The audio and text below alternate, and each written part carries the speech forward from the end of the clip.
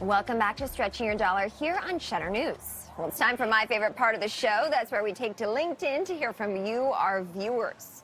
So today we asked, will you be taking advantage of open enrollment? We got about 1,000 votes. 46% said yes, 54% said no. So for those who are, we're here to help. Open enrollment for 2024 starts on November 1st, so there's really no better time than right now to start figuring out what it means for you and planning ahead. And joining me now is Lawrence Sprung, founder of Mitlin Financial. Lawrence, it's great to have you today. Open enrollment on the horizon, as I mentioned. How long will this period last?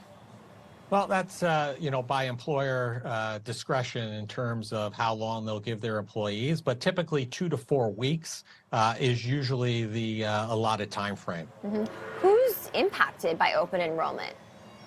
So anybody who has an employer that they have corporate benefits, whether that's health insurance, life insurance, 401k, this gives them an opportunity to make those changes, make those adjustments that they may need to make for the coming year.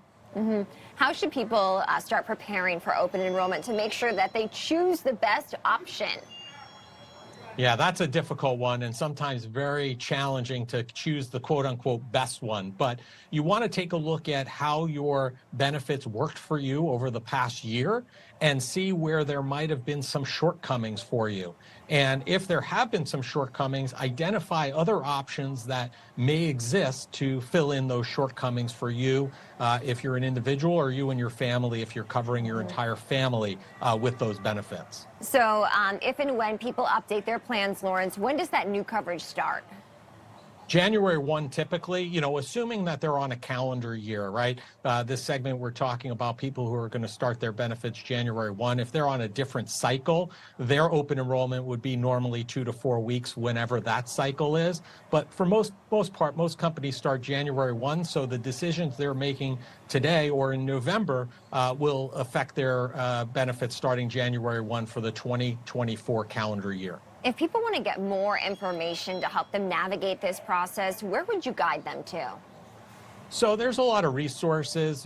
Typically your employer, they will not give you specific directions on what to pick or how to pick, but there are usually a lot of informational tools, websites, links that you can link out and learn more. The best play is if you're in a specific health company's healthcare plan and you need more information about the plan you're in or the plan you're considering going to, the easiest and best thing is to contact them directly and walk through what that change in plan would look like for you. And I know you mentioned, obviously, when deciding which plan might be right for you, to also look back on the past year, consider what worked and what didn't. Any other tips for making that selection, which will last you, in most cases, as you said, a calendar year? Yeah, so specifically health insurance is the biggest expense typically. And what you want to look at there is, really it's a pay, you're going to pay one way or the other. It's either a pay now or a pay later, meaning that you're either going to pay now in the insurance coverage or you're going to pay later with your co-pays, your deductible, et cetera.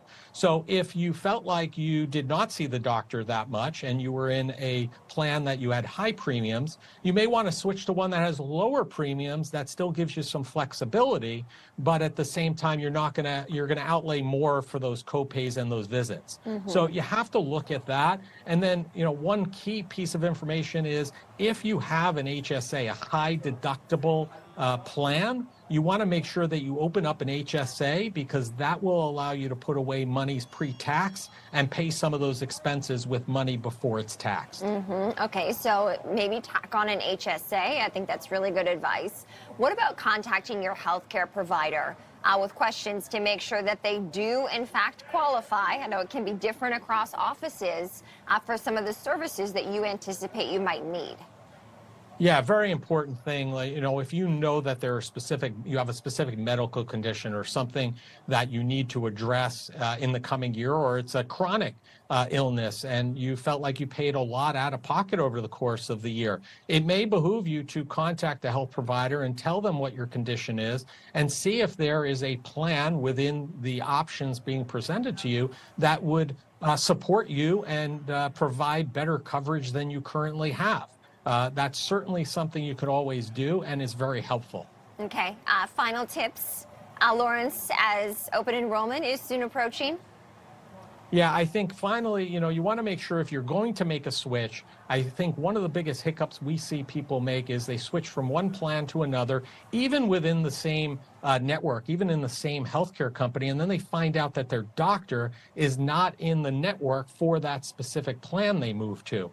It's important. Use the online finder tools to make sure that your new professionals are going to be available through there, but do not use that as the gospel. It's always best to call your medical practitioner and make sure that they accept the plan and the network that you're thinking of moving to. All right, Lawrence Sprung, thanks so much for the tips. We appreciate it.